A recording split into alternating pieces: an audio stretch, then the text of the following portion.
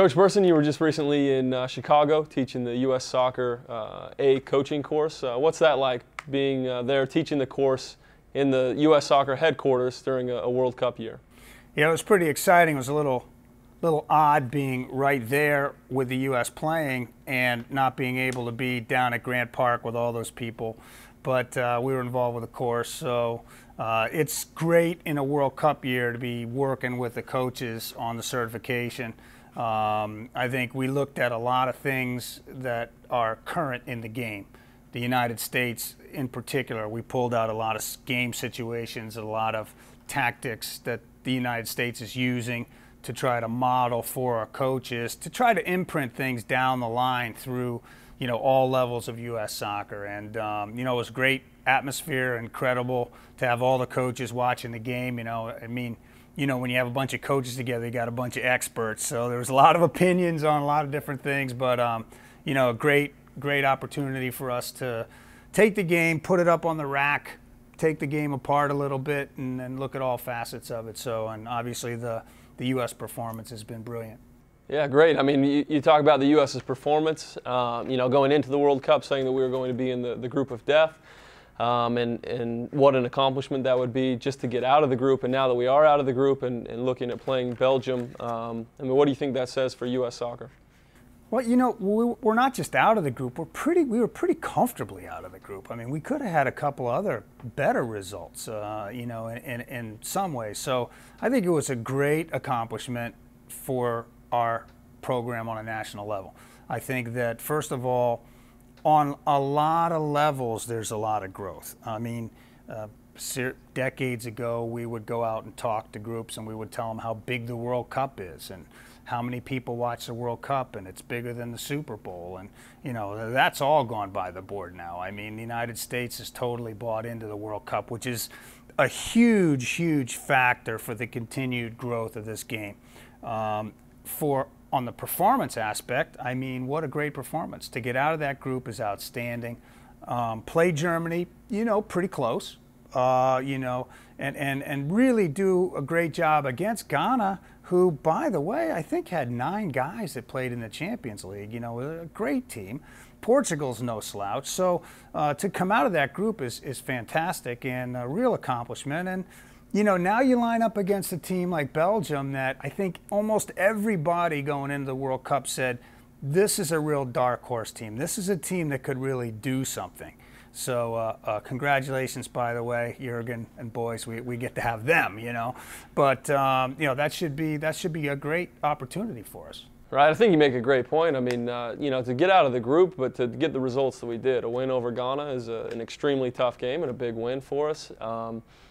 Portugal with Cristiano Ronaldo is, like you said, no slouch with Nani. I mean, and to get the result that we did and for us to feel like we should have got the win in that game. And going into the Germany game, it wasn't a do-or-die game for us. We still needed to get the results as we did, but, a close match there. So looking forward, playing Belgium, we'll play Belgium for only the second time in the World Cup.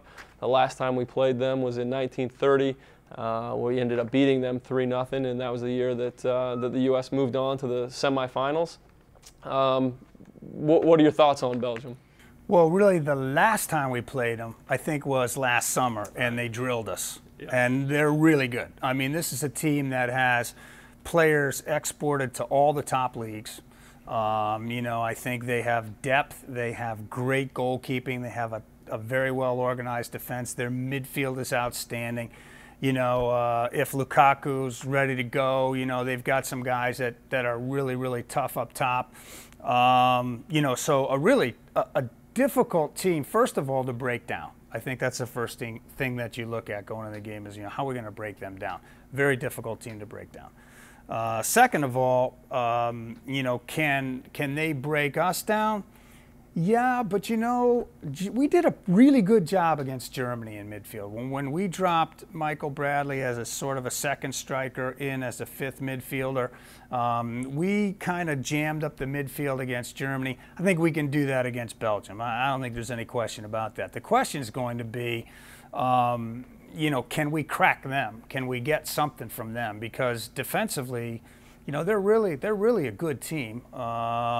And but it should be a great game. I mean, you come out of Germany, you come out after Portugal. You know, Belgium's not frightening. You know, they're a good team, but you know, I think our guys have some experience. Yeah, I think you mentioned the last time we played them was back in May of 13. We lost 4-2, and we saw what type of a team they are. And you mentioned their strengths, and I think this team has only given up 1 goal in the World Cup so far. So they are going to be a tough team to break down. But I think if we can defensively, you know, keep them off the board, you know, I think the U.S. in their strengths are able to maybe get them on the counter, see if we can try and break and try and get a goal that way. There's been a lot of talk in the last couple of days about Jose Altidore. He went out with the injury. They're now hyping it up that he might be coming back, that he's healthy. What are your thoughts and the impact that he could have on the game if he does come back? Well, you know, I've known Josie for many years. I coached him on the regional team. I brought him to Argentina with our Region 3 team, and we played down there with a number of guys that are now playing professionally. And you know, he's a really talented guy. It's really a shame that happened because he was really just clicking. You know, he was just getting his rhythm. And you know, as a forward, you know, it's tough to get that back, you know. So and coming back from that injury, I mean, I would love to see him make an appearance. I would love to see him be back. I think realistically, we're probably looking at the next game. Should we get past this game, the next game? But maybe late. You know, maybe if he's really convinced the training staff that he's okay, you know, maybe in the 80th minute, you know, he comes in to try to give us a little something up top, you know, I don't know. Yeah, that injury really changed the way that we had to play through the entire World Cup. I mean, and not only the Ghana game, but we've now got to play with 1 forward up top, and with him being out is obviously, you know, has hurt the U.S. I don't know if he's going to be able to make it back. Like you said, that's the type of injury that was is really tough to come back from in such a short time. Hopefully, maybe like you said, he's convinced some people that he can go and we can get a few minutes out of him. And maybe possibly, you know, if we can get past this the game. Next game. That's what we're looking at. We can look forward. That's right. That's right. So whether Altidore is in or out, what are some of the things that the U.S. needs to do in this game against Belgium to try and get the win? Well, I think the first thing is we have to get off to a good start. We have to get off to a good start because defensively this team's really strong. You just don't want to give up something easy early and then have to dig out, because against them you may not be able to dig out of that hole. I think that's the first thing, a good start. The second thing is to hang in there and counterpunch them. You know, if we can find Clint Dempsey on the break, if we can get Beasley out wide and get him around and get some balls in the box, I think that'll be important. And, you know, Michael Bradley, you know, a lot of people have sort of been down on Michael Bradley, feeling like he hasn't produced in this World Cup. And I think if you look at the yardage he's covered, if you look at the heart that he brings, if you look at the tremendous intensity that he brings to the game, I mean, against Portugal, he's right place, right time. He's right there, and, you know, bad luck, you know, and that's the game sometimes, as you know. So I think he's going to really, you know, he's ready to have a couple things tick his way. And so if a couple things tick his way, we can spring Clint, we can get around the flanks a little bit, and we have a good start. Yeah, I like our chances. I think that's a good point. I mean, we got to get off to a good start. We've seen you go both ways for us. You know, we get off to a great start against Ghana, scoring it right away, and we get off to a rough start against Portugal. And the way that changes the game both ways, you know, really says a lot and dictates the game for the remainder of it. So yeah, if we can get off to a good start, I think with Bradley, you know, people have been on him, but he's played very well. I think what he does defensively is very, you know, underrated. He clogs up a lot of things in the midfield. He hasn't probably been quite as sharp as we know that he can be in the offense, and I'm sure he knows that going into it as well, and is really going to want to have his best performance coming into this game. So we've talked about Belgium a little bit. Let's say we end up getting the result that we need. We get the win against Belgium. Just how far do you think we can go in this World Cup? Well, you know, the good thing about a tournament is you don't have to beat everybody. You just got to beat the next guy in front of you.